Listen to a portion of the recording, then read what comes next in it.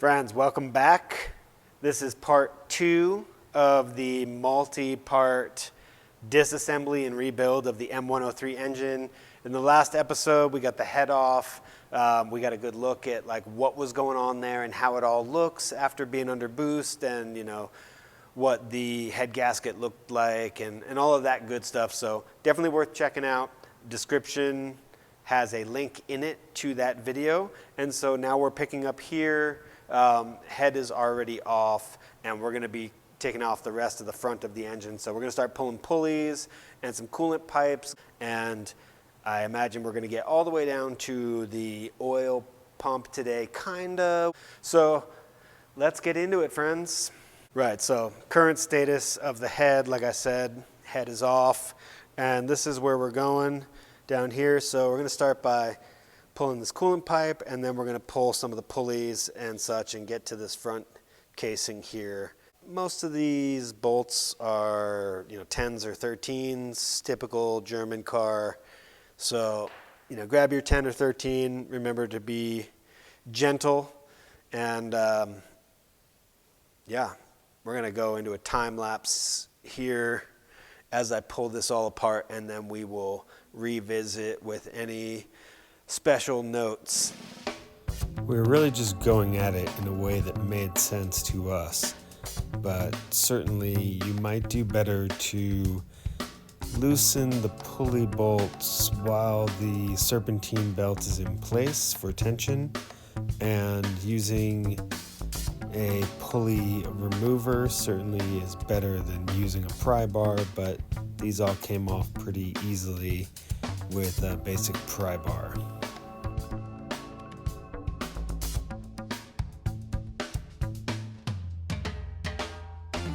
Right, so we dug in and we've got all the pulleys off and the balancer. I said something about the water pump, but the water pump's over here.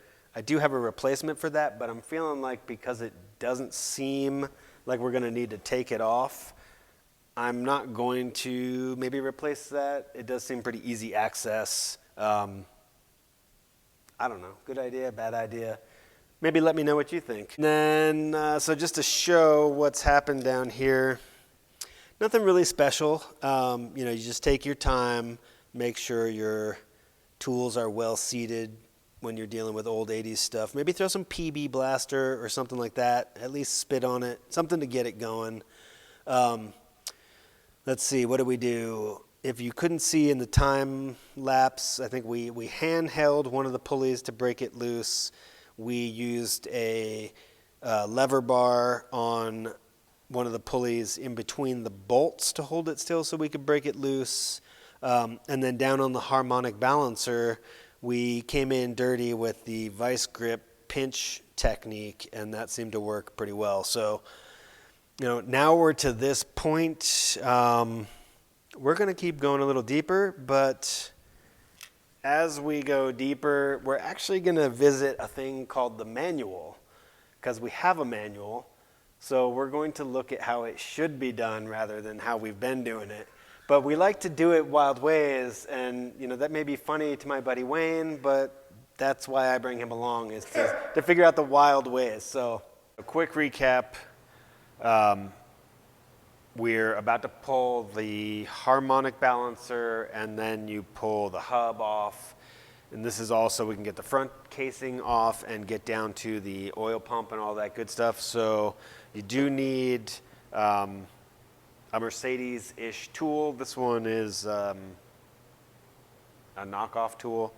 I'll put the link in the description. It's like $35-40. Does come with 2 different cam locks which operate on the cam, and then there's the crank locks which operate off the flywheel. And so this goes in underneath.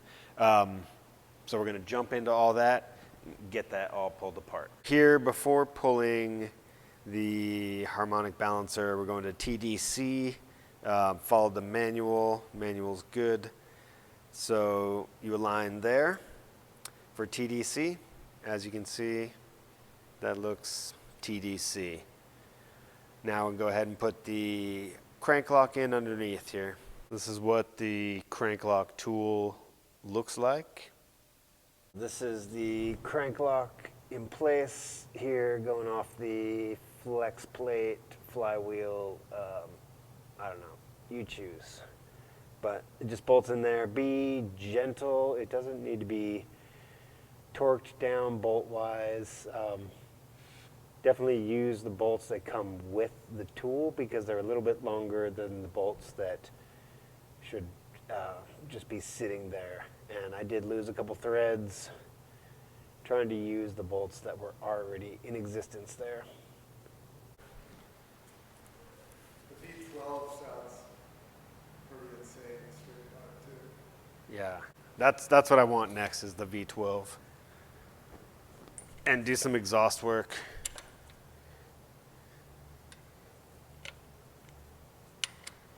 Let's see. And so we got our 27 and our breaker bar. We're going to go with the short breaker to begin with. Get yourself a point of leverage. Don't hurt your back. There it goes.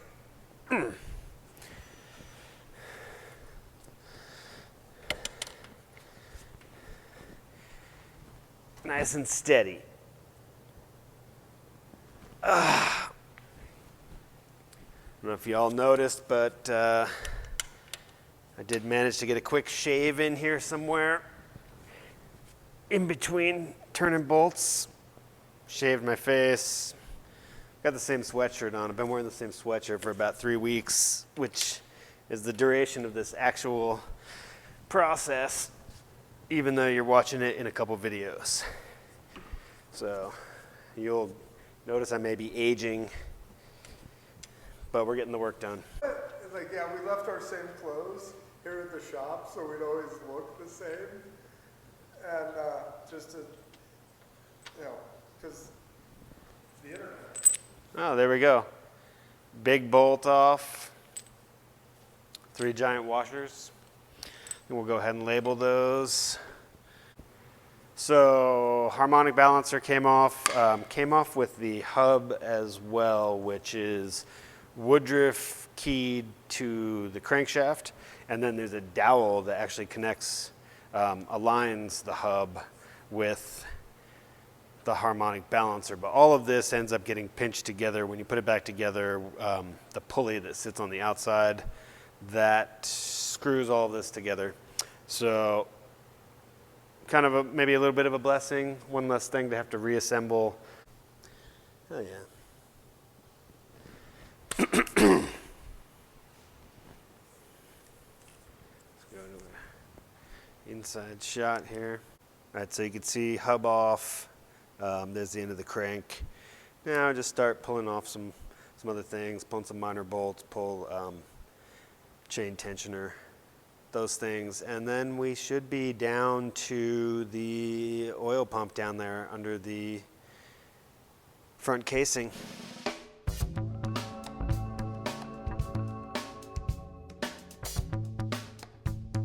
I'm still got to get the S55 started. There it goes. Yeah, it sounds like it's loosening. You think a little gentle. Gentle. Yeah, but the FBI is still after me. There we go. All right. Yeah, there we go. That comes loose real nice, huh? Yep. And the front casing is off. So there was, let's see, 1, 2, 3, 4, 5, 6. There was 6 4mm Allens coming up from the oil pan, and then there was 1 10mm hex, which is kind of hiding in the dark, and then case off, just like Nicolas Cage, or Face Off. Sweet. Let's take a closer look. That's pretty nice and easy, huh? Now we're down there. Right? We're way down there. Way the hell down there. So down in here, obviously revealed is the timing chain and the oil pump chain. You've got oil pump tensioner and timing chain tensioner. plastic runners. All these things are getting replaced, and we're going a little bit deeper down there, like I said, for the oil pump. So we'll just keep diving. So here we are looking in. Let's see what we've exposed. All the tensioners, oil pump. You can see some nasty oil down there from the cleaner oil we got in right now. You can see this is like 200,000 miles. It looks pretty damn good considering, but worth replacing. Tensioner and I don't know the correct term for this thing, but basically the thing that the chain runner, what have you, all of this stuff just pops off these dowels here. Nice and easy. You just pull it right off. Where's my other tensioner? Here's the oil pump chain tensioner foot. There's a spring involved as well. All this stuff, like I said, just pulls right off of down there. All right, so here's the final step for this episode. We're going to go ahead and break the oil pump chain. That will allow us to remove the timing chain. And then after that, we're going to move on to part 3, which will be the full rebuild, retiming, and all of that good stuff. So I got the chain brake tool on here, and now we're gonna pop this off nice and easy. All right, nice and gentle on this. If you've ever broken a bicycle chain, you kind of know what it feels like when the pin lets loose. You don't really want to drop your pin into the oil pan. That'd be not good. It's just nice and easy. You can kind of feel it build up pressure right before it releases on the other side. There it goes. I felt it. Just kind of pressure release all of a sudden. Back this. Oh. Well. There it went. Oh, I heard the pin go.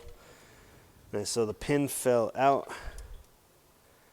And there it is, all dirty. Now, that basically wraps up disassembly, and now we can move on to part 3, which will be the full reassembly. So with that, friends, I'm going to bid you farewell for this episode.